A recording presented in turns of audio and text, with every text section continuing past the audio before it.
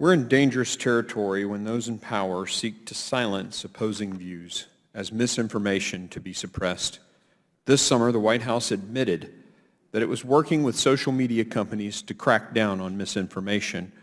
White House Press Secretary Jen Psaki said that the government was, and I quote, flagging problematic posts for Facebook that spread disinformation, end quote. She added that, quote, you shouldn't be banned from one platform and not others for providing misinformation out there, end quote. But who decides what information is? And my colleague earlier made the discussion about a Stanford PhD, MD, being taken down by a techie at a social media giant. Who decides who gets banned? This is the underlying dispute.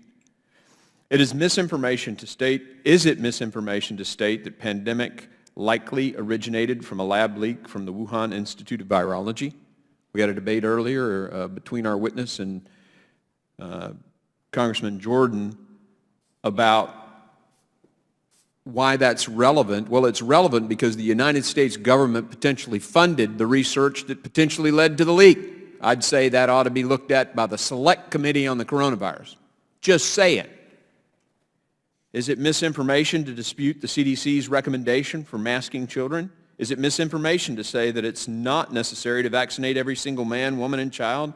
Dr. Martin Kulldorff, a professor at Harvard Medical School who served on the CDC's vaccine safety subgroup, was censored by Twitter for saying that.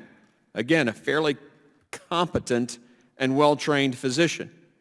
Over the course of this pandemic, many of the claims denounced as misinformation are actually disputed questions of public policy that should be openly debated in a free society.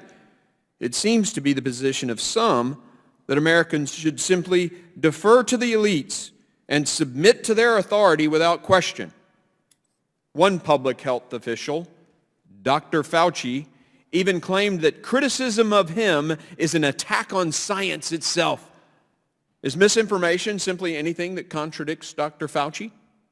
In fact, many highly qualified scientists, physicians, and epidemiologists have looked at the evidence and come to conclusions that challenge prevailing narratives, honestly, throughout our history.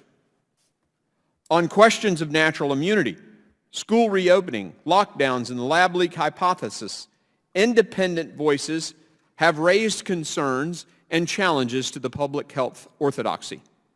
One of our witnesses, Dr. Bhattacharya, is one of those voices that has boldly challenged the public health establishment and argued for following a different course. Predictably, he and other like-minded thinkers were accused of spreading misinformation.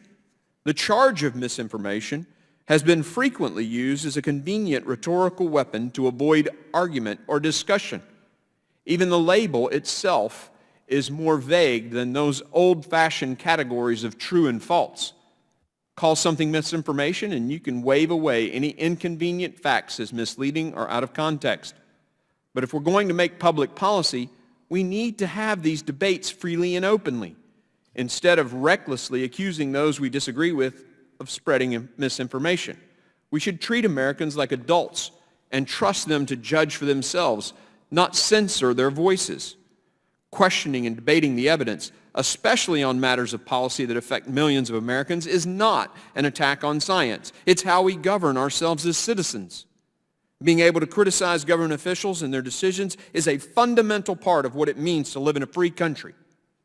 Once we surrender that, we are one step closer to becoming like China, where the Communist Party censors anything it deems misinformation that may threaten its authoritarian regime. As we have seen in China and the Soviet Union, the standard by which misinformation will be judged is far more likely to be the consensus of those in power than a concern for the truth. And when those in authority can determine what is allowed to be accepted as truth, power will inevitably replace truth and reason. The ability to speak freely on matters of public concern is the reason we have a First Amendment. Our Constitution protects the right of every American to express their views freely. This freedom is the very foundation of our republic. Thank you, Mr. Chairman, and I yield.